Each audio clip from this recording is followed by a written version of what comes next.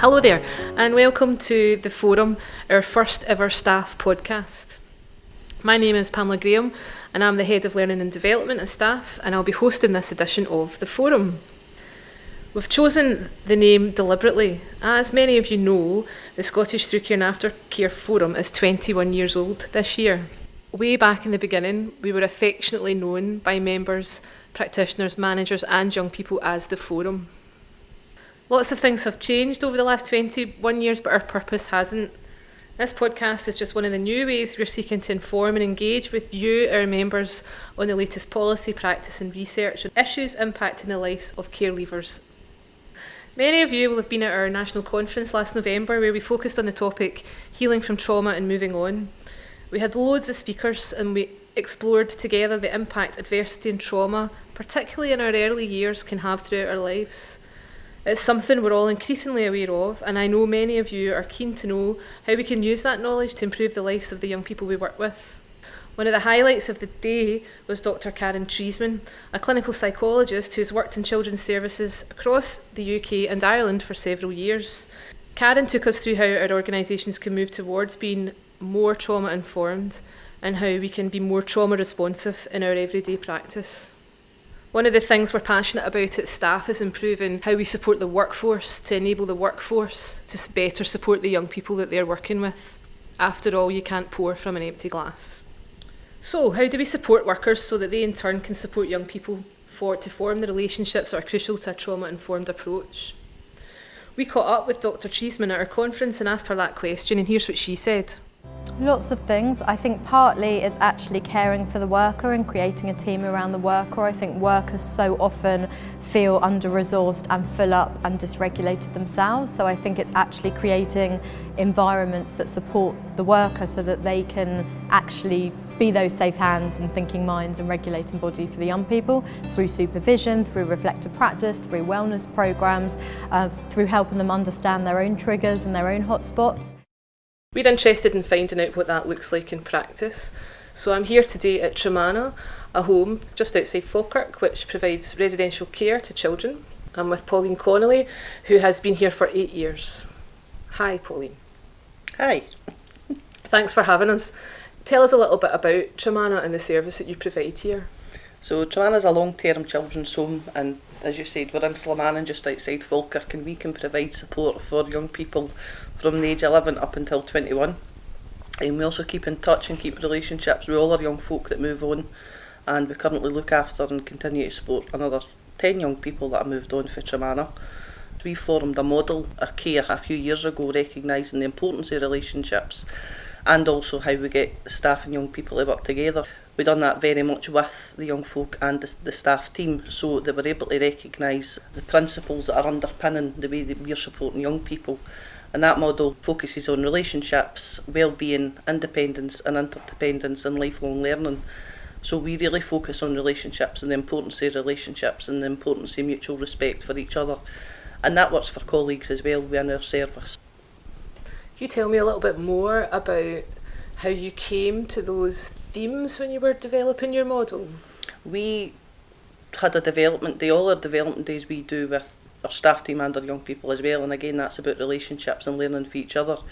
And we asked the staff team and the young people to pinpoint what was important to them, so what was important in a working environment and also what was important for the young people to get out of the adults that were working with them and caring about them.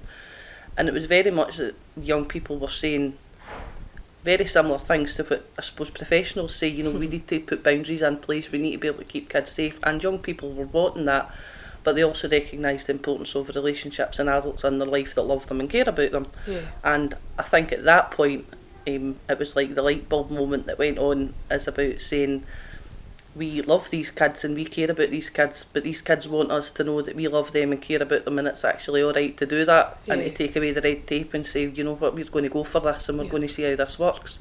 And we call it the Tremanna model, and it's been developed over the years in different ways and very much a natural process. So when new staff come in or new kids come in, they are aware of that.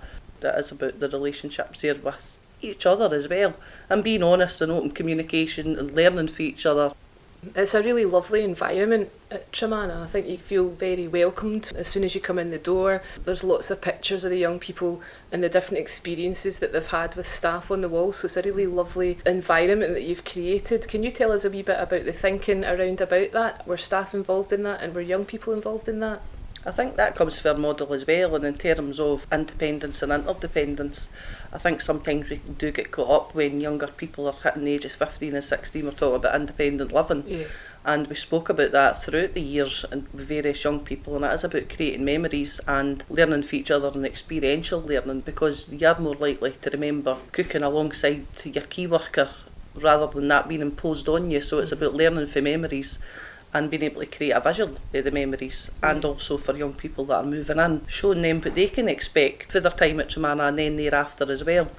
And the staff almost mirroring that with each other in their day-to-day conversations. So you'll find very much when staff come in, they'll bring their animals and their pets, and the staff will share their experiences with the young people. It's very much open, rather than sometimes you find that, you know, maybe staff will not want to talk about their families, or because it's that isolated them and us, and that's been completely done away with. It's very open and it's an extended family, so it is the Tremanna family. It sounds then that you're asking and staff are willing to bring their whole selves to work. How do you then, as senior worker, support staff who are bringing their whole selves?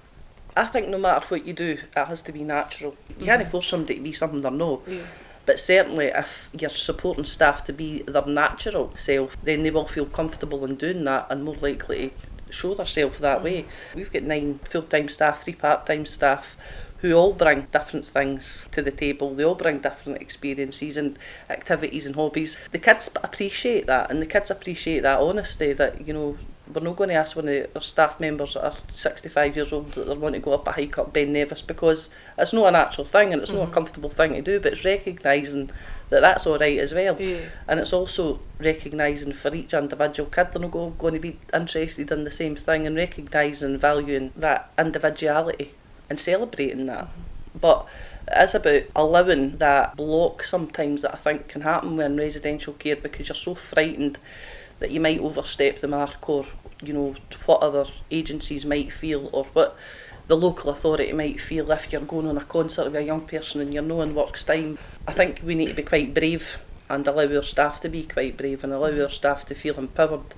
And when things don't go right, that we support our staff to recognise and unpick where it hasn't went right and learn for that, but also celebrate when things have went well, and, you know, be able to share that as good. That's good practice, and this is the way we go forward, because kids need you when the residential homes, but kids also continue to need you when they've moved on, because you are their family. And it's a natural thing for staff to want to do that when kids have moved on as well, because you have been part of their life for so long, and it's understandably and a completely natural thing to love and care about kids. Can you tell us a little bit, Pauline, about how you support staff to understand trauma? Because we know, don't we, that many young people who are in residential care or foster care or whatever care setting that they're living in have experienced unnatural levels of trauma. How do you support your staff to understand that? I think that's through allowing time to be able to sit and reflect, and having 10-15 minutes, because residential care, all care settings, all professionals, all the social work professions are a stressful profession. You almost soak up trauma that's round about you, you soak up anxieties that staff are experiencing, you get that for colleagues. It's a very fast-paced working environment. You need to respond to different things. We don't always get it right, we don't always make the right decision, we don't always react in the best ways that we react, because you're almost mimicking that conflict cycle that we're seeing with kids. But it's about allowing staff the time to sit down and unpick how that feels, why that behaviour's apparent, and also giving time to reflect on that child's experiences and history and how that then plays out in life circumstances. But again, it is about not chastising your staff team when sometimes we don't get it right and we don't make the right call. It's about being able to support and making that a learning environment. So you're almost mirroring the environment that you've got for kids to be able to learn when they're coming into a residential service. Learn, feel loved, feel compassion, be supported to take risks, be supported when things don't work out. you're doing that with the staff team because you're protecting them and learning and reflecting and allowing to take risks and supporting when it doesn't go right and praising when it goes well. Yeah. Can you tell us a little bit about how you keep in contact with young people who've moved on?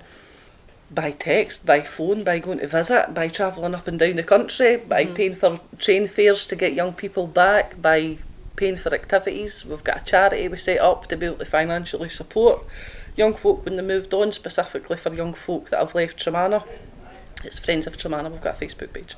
Being creative and allowing staff to be creative as well, to understand how important it is for these kids, not just for staff to be able to keep in touch, but them to keep in touch with us, to come back to their secure base where they've been brought up, to realise that, you know, kids are going to be stuck when they're 21 and they're also going to be stuck when they're 26, but you know, there's no time limit on family, so it's about being able to have that continual process of being able to support them, not only emotionally but financially as well, because that's realistic and that's like we would do with any of our kids as parents.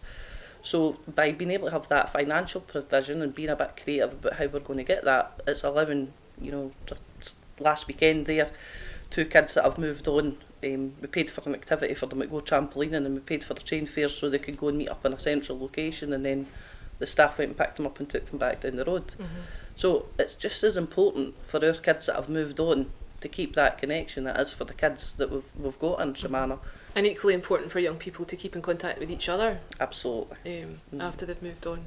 Because it's, you know, you've been brought up with, it's an extended family. So it maybe not always be they want to come back to Tremanna for their dinner on a Tuesday night. It might be they want to meet up in Glasgow and go for a pint, but they've not got the finances to do it. But social isolation and to keep in touch with your extended family, whoever that may be, is equally as important as coming back to your mum's house for your tea.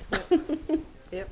Can we go back then, Pauline? You were talking about how you gave staff time to reflect on their practice, and it's important, I think, that you mentioned when things go right as well as things go wrong, because we can often get bogged down, can't we, in the what went wrong and how can we make it better. Do you think then that impacts on supporting the young people to develop relationships in terms of their trauma? Does that support the healing of the young people? I think sometimes we can get into situations where when things go wrong we can get quite defensive. We kind of brush it off and our barriers go up because it's a protective defence mechanism, very similar to kids that we support. And it is about mirroring, and we speak about this quite a lot in Tremanna, and we'll say, you know, I can hold my hands up when I've not got it right, and it's to break down that sense of preciousness and also to be able to mirror that in front of kids to say, I didn't get that right, to have the ability to go back and apologise. And when you see that actually working in practice, it goes from a crisis point to zero and completely de-escalates a situation. And it's the ability to be able to say, we didn't get that right, but also the ability for staff to know that they're safe to do that, and they're in a safe place to do that. And you know, you're not going to get penalised and you're not going to be spoke about, you're going to be supported. And that's a really important point, I think, isn't it? Because we talk about creating safe environments for young people, but equally we have to create safe environments for practitioners to do their thing, really, and to, you know, people come into this field of work because they want to help and support young people. Is there anything in particular that you do here to encourage that safety amongst your staff team?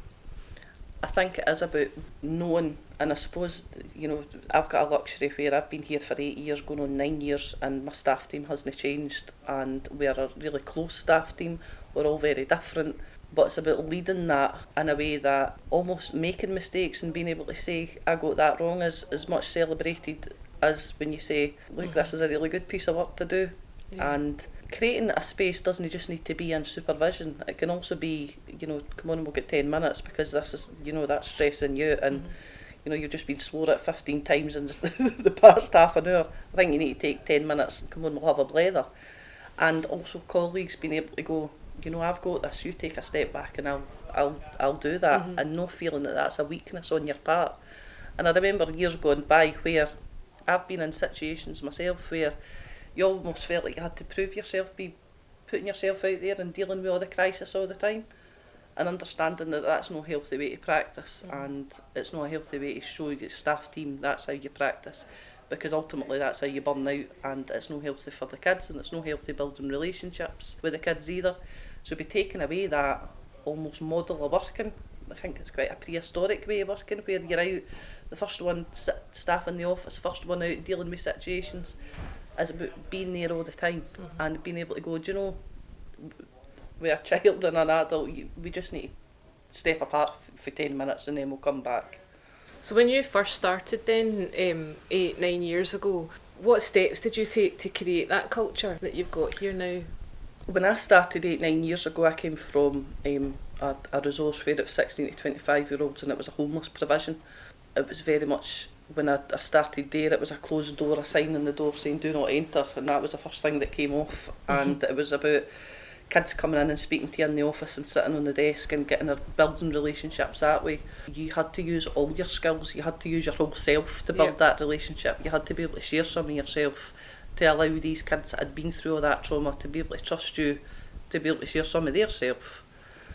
And I think coming into a residential setting with younger kids and seeing different frameworks that have been there, I could almost pinpoint where we maybe not always getting it right, where we weren't using our whole self, where we were quite shut down, where it would be, you know, we need to go out and deal with that, and you know that's then a consequential way of working, and then you know we're going to retreat.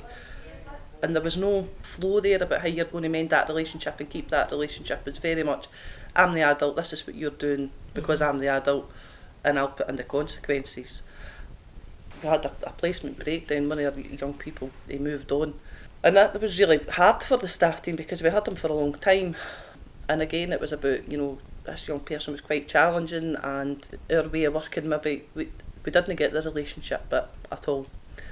And I think we just had to come together, and there needed to be something that we were putting in place. It wasn't them and us, it wasn't this Tremanna staff team and the kids, it was the Tremanna family. This is what we're going to be doing as a collective service, and this is how we want it to look like.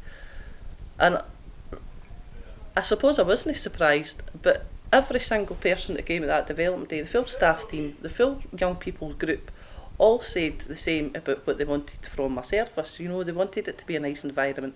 They wanted to share information about each other. They wanted boundaries in place. They wanted mutual respect. We're not saying different things here, and this can work, and it has worked. Yeah. And it is creating that culture, and it is bringing your staff team on to say, look, this is, you know, really good. This is, look what we're achieving. We're going away on holiday. We're doing all these things. We're keeping in touch with young folk. Young folk are coming back. And it gives you a great sense to be able to go home and go, you know, that's a really good place to work. And feel happy and drive down the road laughing about something that somebody said, and just getting that buzz out of it. So there's a lot of conversation in Scotland just now about love and love in the care system. You've mentioned love more than once, and it appears to be something that is very natural, and you talk about very naturally. Can you explain a little bit about what that looks like in practice here? Some people get confused at times when we talk about love, that it's you're going to go into a service and it's going to be everybody singing with their guitars and cuddling each other all the time. But love really is being able to say to somebody that's maybe disappeared for the full weekend and came back, we were so worried about you. Do you know how worried we were? We care about you. We don't want this to happen to you again. That is love, and that's a felt love. And then there is times where, you know, somebody's done something really well and you're cuddling and saying, I love you to bits, and you hear it on the phone when Laura's phoning up at 3 times a day to say, you got that, aye, right. It's a natural way of doing it, but it doesn't need to be flowery all the time. And there's some kids where I'm a cuddly person and they'll go, God, here she comes, and it's like they've not got a chance to get away from me. There's other staff in here that they're not cuddly people, but that's alright. But they will genuinely say, I was worried sick about you. Thanks very much, Pauline, for sharing with us today about your experiences here in Tremanna and how the relationships that you form support both staff and young people. We've enjoyed visiting you, and thanks for the coffee. We'll see you soon. Thank you very much. If you're interested in learning more about how you can lead cultural shift in your organisations and become more trauma-informed and trauma-responsive, Dr. Karen Treesman's coming back on the 8th of May to spend a day with us. She'll take us through how we become more trauma-informed, where we can realise the impact of trauma, recognise the signs and resist re-traumatisation, and respond by fully infusing trauma knowledge into everything that we do. More information and booking details are available on our website, www.staf.scot. facebook.com/events. Thanks again for listening to this first edition of the forum. If you enjoyed the conversation today, like it, comment and share on Twitter and Facebook. And to make sure you don't miss any future podcasts, you can sign up to our monthly newsletter at staff.scot/newsletter.